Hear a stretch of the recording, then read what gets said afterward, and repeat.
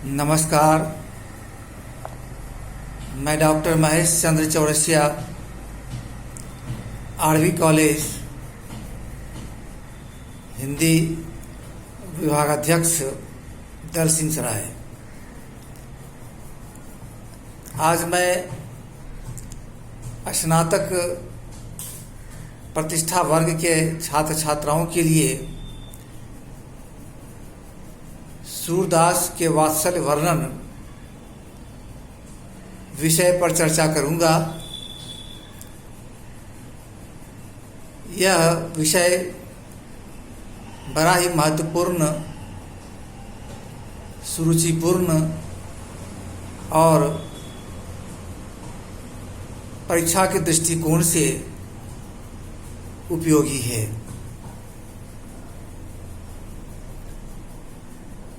सूरदास कृष्ण भक्त कवि थे और इन्होंने सूर की बाल लीला का जो वर्णन किया वह बड़ा ही अनुपम, बड़ा ही अनूठा, और इस वर्णन के कारण ही जो हिंदी साहित्य में या संस्कृत साहित्य में आचार्यों ने नौ रसों की परिकल्पना की थी, अब वात्सल्य के रूप में 10वें रस की स्थापना हिंदी साहित्य में हुई और यह श्रेय महाकवि सूरदास को ही जाता है। पुष्टि संप्रदाय में दीक्षित सूरदास कृष्ण के अनन्य उपासक थे और अपनी मंडली में भजन और कीर्तन गाया करते थे। कहा जाता है कि सूरदास जन्म से अंधे थे, लेकिन कुछ विचारकों का मत अलग रहा और उनका कहना हुआ कि सूरदास जन्म से अंधे नहीं थे, जन्मांध नहीं थे, चूंकि बगैर आंखों के देखे किसी वस्तु या दृश्य का वर्णन करना बड़ा एक कठिन कार्य है। अवश्य ही सूर की आंखें पहले रही होंगी और बाद में उनकी आंखें चली गईं। यह किंवदंती है, लंबी कहानी है इस विषय पर, सूर्य के जन्मांधता पर, जिस पर चर्चा मैं कभी और करूंगा। और जो यह कहते हैं कि वह जन्म से अंधे थे, उनका कहना था कि सूर्य को वह दिव्य दृष्टि प्राप्त थी जिसके माध्यम से उन्होंने श्री कृष्ण की संपूर्ण लीलाओं का उन्होंने दिग्दर्शन किया और उसी रूप में उन्होंने चित्रण वर्णन किया। खैर, सबकी अलग अलग मान्यताएं हैं, अलग अलग विचार हैं, अलग अलग दृष्टिकोण हैं।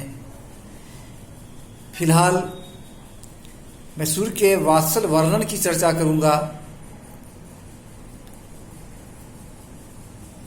सूर्य ने बाल कृष्ण की छवि का इतना सुंदर मनोहर चित्र प्रस्तुत किया है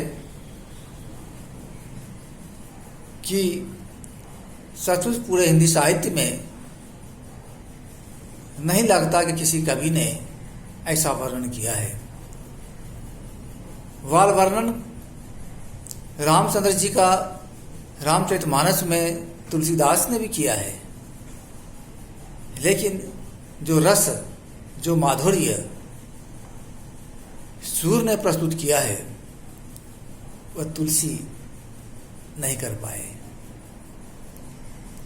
और यही कारण है का आचार्य रामचंद्र शुक्ल ने इस सूरदास के संबंध में कहा कि बाल चेष्टा के स्वाभाविक मनोहर चित्रों का इतना बड़ा भंडार कहीं नहीं है जितना बड़ा सूर सागर में है। संपूर्ण सूर सागर में बालकृष्ण की लीलाओं और राधा का वियोग वर्णन, राधा की तर्पण, संयोग वियोग का वर्णन सूर सागर में भरा हुआ है।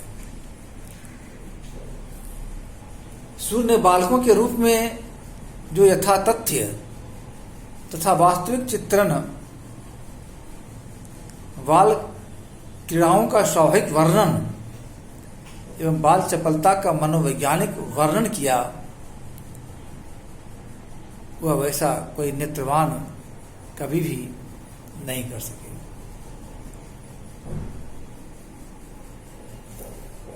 बालक कृष्ण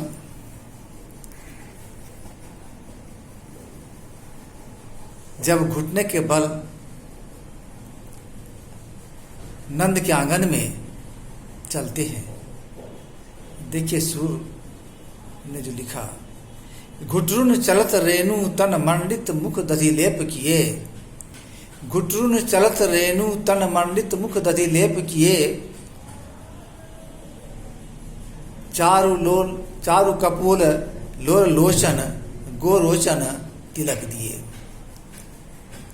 वह सुंदर सा बालक नंद के आंगन में घुटने के बल चल रहा है। अब आप कल्पना कीजिए कि आप अपने घर के बच्चों को, गांव समाज के बच्चों को उस धूल में लेटते हुए, चलते हुए, घुटने के बल चलते हुए आपने जो देखा है, देख रहे हैं, तो लगता है कि सचमुच ही सूर ने जो कृष्ण का जो वर्णन किया है, बड़ा ही सुंदर और सहज वर्णन किया है, बड़ी स्वाभाविकता उसमें है।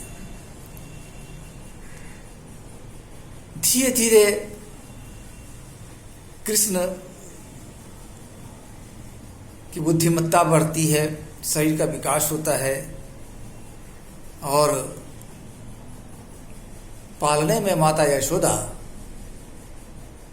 कृष्ण को सुलाती हैं और सोचती हैं कि कृष्ण सो जाए तो कुछ काम कर लें। वह हलड़ाई दुलड़ाई मेरे लाल को औन इंद्रिया काहे ना आनी सुलाई। वो नींद लोरी सुनाती है, नींद को बुलाती हैं। माता यशोदा के गीत को सुनकर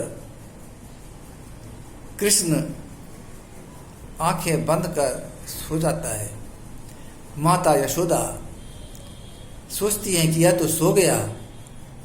धीरे धीरे शनह शनह चुपके से वह हटती हैं।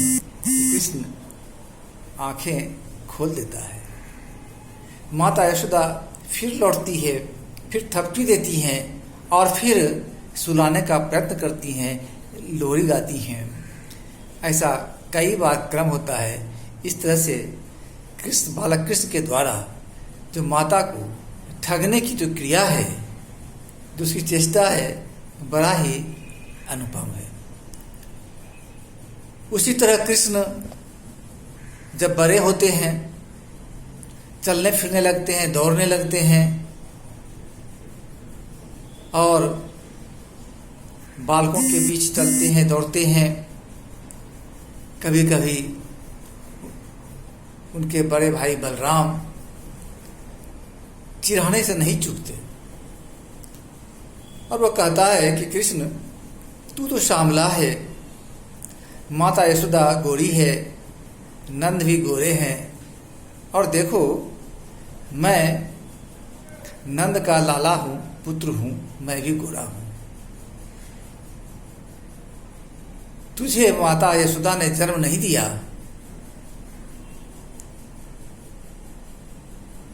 तुझे तो खरीद कर लाए हैं।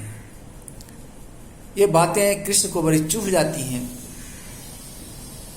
और माता यशोदा से शिकायत के लहजे में कृष्ण हो जाता है। उसका आंचल पकड़ उसे लिपट कर कहती है कि मैया दाऊ बहुत खिजायो, मैया दाऊ बहुत खिजायो, मोसो कहत मोल को लिन्हो, जासु मति कब जायो। माता यशोदा ने तुझे कब जन्म दिया, तुझे तो खरीद कर लाया है। माता यशोदा सहज रूप में हंस देती है, टाल देती है, कहती है कि नहीं नहीं बलराम भैया तुझे चिढ़ाते हैं, ऐसी बात नहीं है। कृष्ण को मक्खन खाने का बड़ा शौक था। बालकों में जो चोरी की प्रवृत्ति होती है उसमें देखी जाती है,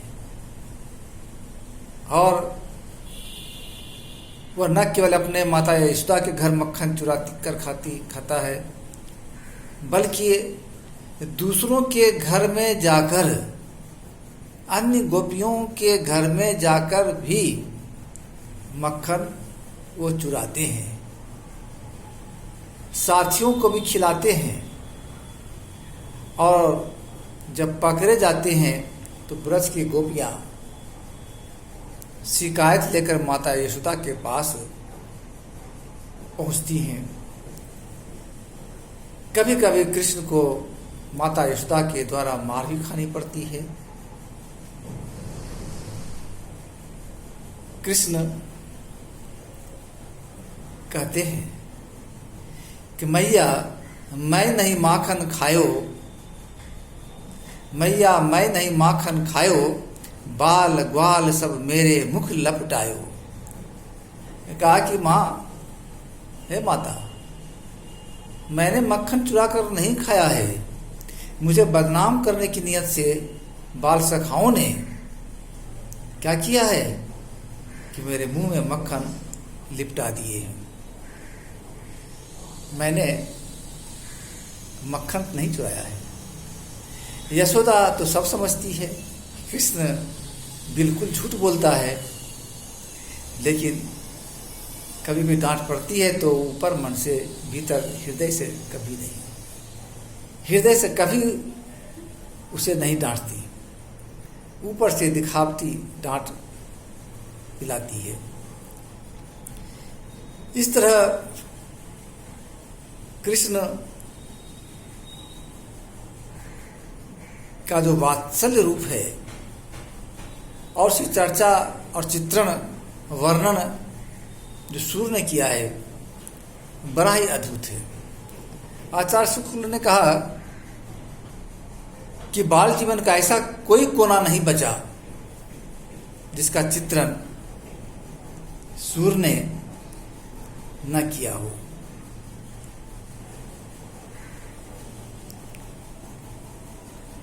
कृष्ण तो थोड़ा बड़ा होता है और उधर राधा भी बड़ी होती है, तब राधा से वह पूछ बैठता है, बूझत श्याम कौन तू गोरी, कहाँ रहती का कोहे बेटी, देखी नहीं कहूँ ब्रज घोरी। कहा कि मैंने ब्रज में खेलते हुए तुझे कभी नहीं देखा, तुम किसकी बेटी है, तू देखने में गोरी है, सुंदर है, किसकी बेटी है, और ब्रज में तो मैंने देखा ही नहीं है। तो सूर्य ने बाल जीवन का वर्णन किया, किशोरावस्था का भी वर्णन किया, और बड़ा ही स्वाभाविक वर्णन उसने किया है, और हमारे दिल को वह छू जाता है, और कहीं भी किसी भी तरह से ऐसा नहीं लगता है कि सूर्य के वर्णन में बनावटीपन है दिखावटीपन है। ब्रजभाषा में लिखा गया सूरसागर सचमुच में लगता है कि सूर की लेखनी से ब्रजभाषा की शोभा और कांति बढ़ी है। ब्रजभाषा समृद्ध अगर हुई है तो सूर के कारण हुई है। इस तरह बहुत विशद रूप में नहीं, बहुत संक्षिप्त रूप में मैंने इसकी चर्चा भर की है। और अगर इस पर गहन रूप से, इसके वास्तविक जीवन पर गहन रूप से चर्चा की जाए तो घंटों लग सकते हैं, इसमें दो राय नहीं। मैंने तो केवल संक्षिप्त रूप से सूर्य के वास्तविक वर्णन की चर्चा मैंने की है। और उस महान कवि ने जो हमारे बीच